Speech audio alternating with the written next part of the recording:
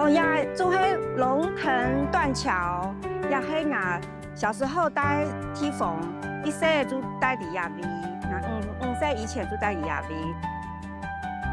呀，相片很珍贵哦，这样以前东西时间拍的哦。我阿公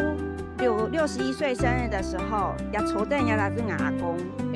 哦，我婆男啊，然后我记得阿公就同我讲过。以后我带我去做别样子，不过这个愿望没有实现，因为我爷爷就生病就离开了，所以当我有时候出国坐飞机的时候，我就会想到说，阿公以前有讲带我去做别样子。阿公过世那时候呢，他的灵车从老虎给沿着马路按内过来，因为到了这个地方有一些上坡，那个灵车很陡冲啊后面就是有人需要帮忙推一下，然后呢，我有停下来抬头看了一下这个龙腾断桥，然后就想到我跟我爷爷以前就是生活的画面，我觉得非常的有感触。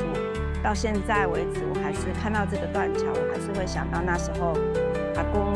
出殡的那个场景。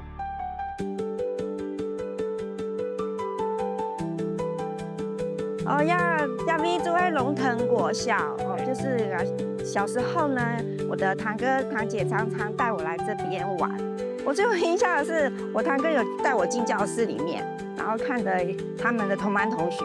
然后我那时候还小嘛，然后他们都会过来跟我玩。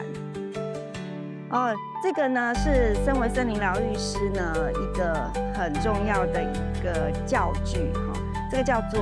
森林疗愈卡。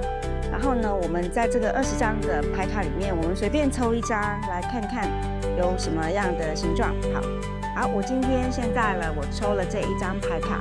那我们就要在森林里面呢找出这样形状的所有的自然物。那这个就是能够让学员培养他的专注力，把视觉打开，然后去培养他的想象力。然后他就会能够专注你的所有的专注力，都能够把它拉回来，你就不会去想东想西的。那我自己抒放压力的方式就是回到森林里面，因为我从小就是住在森林，所以森林对我来讲就像回家一样，给我一个很安定的感觉。所以当我有工作压力的时候，或是心情不好的时候，我都会回到森林里面。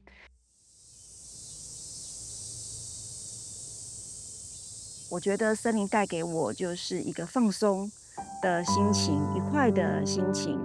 当我在工作繁忙的时候呢，我来到这个地方，让它来疗愈我，我就能够带着满满的能量再回去面对我的工作。所以我觉得森林它是可以疗愈身心的。然后呢，我会把这一份感觉、感动带给其他的人，也帮助其他的人。